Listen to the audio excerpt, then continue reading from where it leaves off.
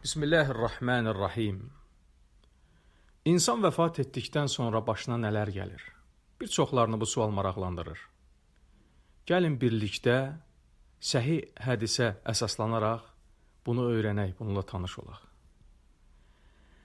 İmam Əhmədin Müsnəd əsərində nəql olunmuş səhih bir hədisdə Peyğəmbərimiz sallallahu aleyhi ve səlləmin səhabəsi Bəra ibn Azib radiyallahu anhu deyir ki, biz Peyğəmbər sallallahu aleyhi və səlləmlə birlikdə Ənsardan olan bir kişinin dəfnində ikən Allah Rəsulu sallallahu aleyhi və səlləm qəbrin yanında oturdu.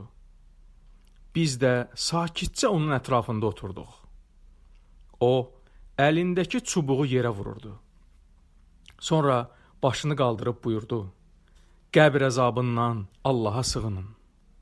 O, bunu 3 dəfə təkrar etdikdən sonra dedi, mömin bəndə dünyadan köçüb axirətə qovuşduqda, göydən onun yanına üzləri günəş kimi parlaq olan mələklər enir.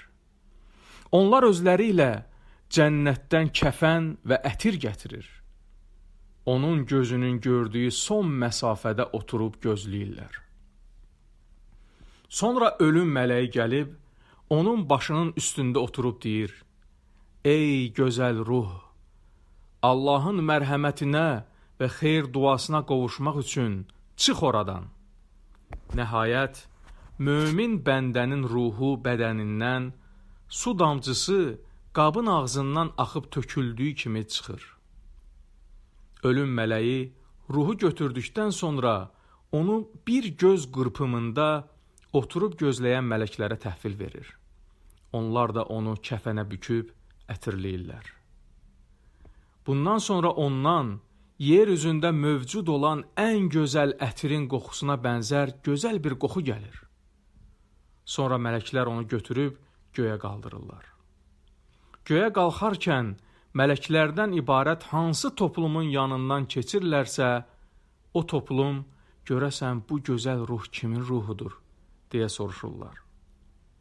Onlar, bu filankəsin oğlu filankəsindir, deyə bu bəndəni, cəmaatın onu həyatda ikən çağırdığı ən gözəl adla çağırırlar. Nəhayət, onlar birinci göyə gəlib yetişdikdə, göy qapılarının açılmasını xahiş edir və onun qapıları taybatay açılır. Hər bir göyün mələkləri o ruhu növbəti göyə qədər beləcə yola salır. Nəhayət 7-ci səmaya gəlib çatdıqda, uca Allah buyurur, mənim qulum barədə olan qeydləri illiyyuna yazın. Sonra da onu qaytarın yerə. Çünki mən söz vermişəm ki, onları torpaqdan yaratdım, öləndən sonra ora qaytaracaq və qiyamət günü bir daha oradan dirildib çıxardacağam. Mələklər onu bədəninə qaytardıqdan sonra 2 mələk gəlib onu otuzdurur və Rəbbin kimdir, deyə soruşurlar. O, Rəbbim Allahdır, deyə cavab verir. Onlar, dinin nədir, deyə soruşurlar. O, dinim İslamdır, deyə cavab verir. Onlar, sizə göndərilmiş o kişi kim idi, deyə soruşurlar. O, bu Allahın rəsulu idi, deyə cavab verir. Onlar, həyatda ikən sən nə öyrəndin, deyə soruşurlar. O, mən Allahın kitabını oxuyub ona iman gətirdim və ona sadiq oldum, deyə cavab verir. Bu vaxt göydən belə bir səda gəlir. Mənim qulum doğru danışır, cənnət nemətlərini onun önünə sərin və onun üçün cənnətdən bir qapı açın. Beləliklə, cənnətin gözəl qoxusu və havası ona gəlir. Qəbri də gözlərinin gördüyü son məsafəyə qədər genişlənir. Sonra gözəl görkəmli, əynində yaraşıqlı libası olan və üst başından ətir qoxusu gələn bir kişi onun yanına gəlib deyir, səni sevindirəcək bir xəbərə sevin. Bu, sənə vəd olunan gündür. Mömin, sən kimsən? Sənin üzündən xeyrxahlıq yağır, deyə soruşur. O da, mən sənin yaxşı əməlinəm, deyə cavab verir. Onda mömin dua edib deyir, Allahım, qoy qiyamət günü tez gəlsin ki, mən öz ailəmə qovuşub, var dövlətimə sahib olum. Kafir bəndə dünyadan köçüb axirətə qovuşduqda isə, göydən onun yanına zəhimli və qara simalı mələklər inir. Onlar özləri ilə cəhənnəmdən giş, yəni cod parça gətirir və onun gözünün gördüyü son məsafədə oturub gözləyirlər. Sonra ölüm mələyi gəlib onun başının üstündə oturub deyir, ey yaramaz ruh, Allahın qəzəbi və qeyzinə düçar olmaq üçün çıx oradan. Nəhayət onun ruhu bədənindən tikanlı məftil yaş yunun arasından keçdiyi kimi çıxır.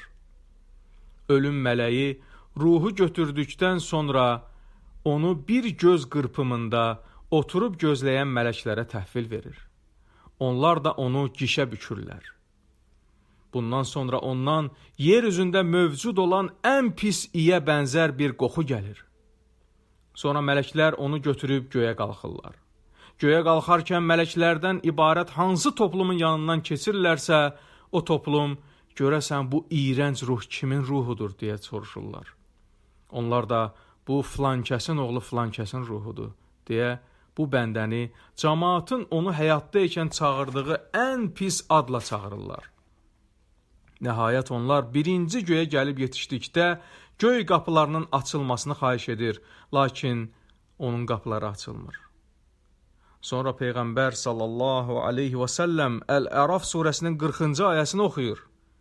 Şübhəsiz ki, ayələrimizi yalan sayanlara və onlara təkəbbürlüklə yanaşanlara göy qapıları açılmayacaq və dəvə iynənin gözündən keçməyincə onlar da cənnətə girməyəcəklər. Sonra Peyğəmbər sallallahu aleyhi və səlləm davam edib deyir ki, Allah buyurur, mənim qulum barədə olan qeydləri yerin alt təbəqəsində yerləşən siccinə yazın. Çünki mən söz vermişəm ki, onları torpaqdan yaradıb, öləndən sonra ora qaytaracaq və qiyamət günü bir daha oradan dirildib çıxardacağam. Mələklər onun ruhunu göydən aşağı atırlar. Sonra Peyğəmbər sallallahu aleyhi və səlləm Əl-Həcc surəsinin 31-ci ayəsini oxuyur. Kim Allaha şərik qoşsa, sanki o göydən yerə düşər, quşlar onu alıb aparar, yaxud külək onu sovurub uzaq bir yerə atar. Sonra Peyğəmbər sallallahu aleyhi və səlləm davam edib dedi, onun ruhu bədəninə qayıtdıqdan sonra 2 mələk gəlib onu otuzdurur və Rəbbin kimdir, deyə soruşurlar. O da mızıldanıb deyir, bilmirəm. Onlar, sizə göndərilmiş o kişi kim idi, deyə soruşurlar. O yenə mızıldanıb, bilmirəm. Bu vaxt göydən belə bir səda gəlir. O yalan danışır.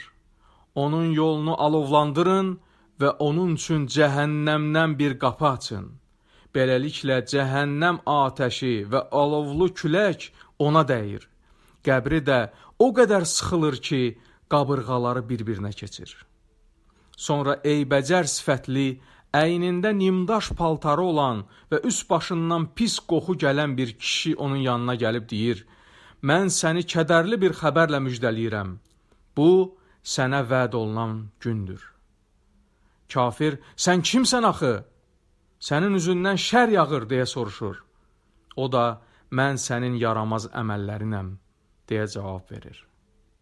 Onda, kafir olan kəs yalvarıb deyir ki, Allahım, qoyma qiyamət qopa. Uca Allahdan diləyirik ki, bizləri və yaxınlarımızı qəbr əzabından və cəhənnəm əzabından qorusun. Bizlərə hidayət verdikdən sonra bizi doğru yoldan azdırmasın və bizləri Firdavs cənnətlərinin sakinlərindən etsin. Amin. Vəlhamdülillahi Rabbil aləmin.